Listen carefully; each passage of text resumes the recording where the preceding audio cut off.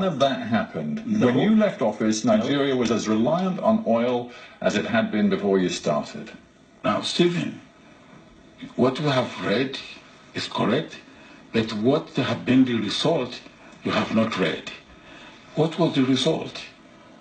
When we came in, and we give you a few examples, cocoa production in Nigeria was 150,000 metric tons. By the time I left, it was 400,000 metric tons. You know what? Yeah, you can quibble about the figures, but basically 90% of Nigeria's foreign revenues and 2/3 of its entire national revenues came from the oil industry after you left office, just as they did pretty much before you came to office. Structural reform is difficult in Africa, and you didn't achieve it in Nigeria. Look at your record on energy production. Look at your record on infrastructure, roads built, railways delivered. You did not do what you are now insisting Africa's many nation states have to do. Now, Stephen, have you finished? Now, let me now tell you that you are wrong. I started a railway program. I even started the building.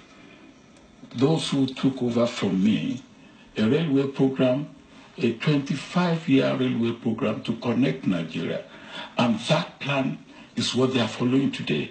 But those who took over from me decided that they will not go on with it. And you see, if you build a bridge and somebody comes in and removes the bridge, it's not that you haven't built the bridge, it's that somebody has come and removed the bridge.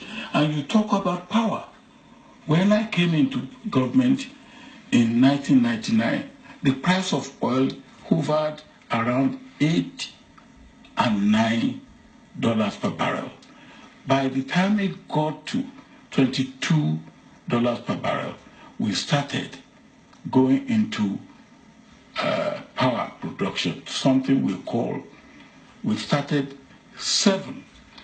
What will have taken us? You have a great capacity for putting a very rosy tint on your record, but it's not me accusing you. If I may, Mr. President, it's not me accusing you of failing in your tenure, and I'm only judging you this way because you make so many claims to be a crusader for better governance, clean governance. Because I did it. And you are not recalling, you are not dealing with what was done. You are dealing with what was I'm dealing with the way Nigeria perceives you today. No, when you say, hang on, when you say it is necessary for Africa's governments to clean up their act today because corruption is corrosive at a time when population is rising so fast, be mindful of what the National Assembly said in November of last year when you lectured them about corruption. What did they say? Do you want me to read it? Read what they say. Lest we forget, they said, the person who introduced corruption to this National Assembly is Chief Olusegun Obasanjo. He birthed the Fourth Republic National Assembly with corrupt practices from day one of his administration. Stephen, what they say, is it right or they are talking rubbish? Listen to me. When I took over, the first thing that the National Assembly sent to me, and they sent who was my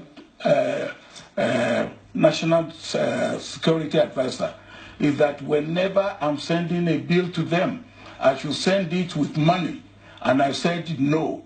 If I send a bill to them and they don't pass it, I will still run the affairs of Nigeria. Says, have you forgotten the sacks of money that were displayed on the floor of the House of Representatives? Where did it come from? Being used for bribes. Where did it come from? Well, you tell me. Now you should ask the man who brought it on the table. He says you, and I'm quoting him directly, are the grandfather of corruption in Nigeria. I never gave anybody a dime. Never. Why is it that so many Nigerians do not believe you? Now, many Nigerians believe me. I wrote the EFCC investigated the anti-corruption watchdog. Investigated me thoroughly and came out with a report that completely absolved me of corruption. Completely.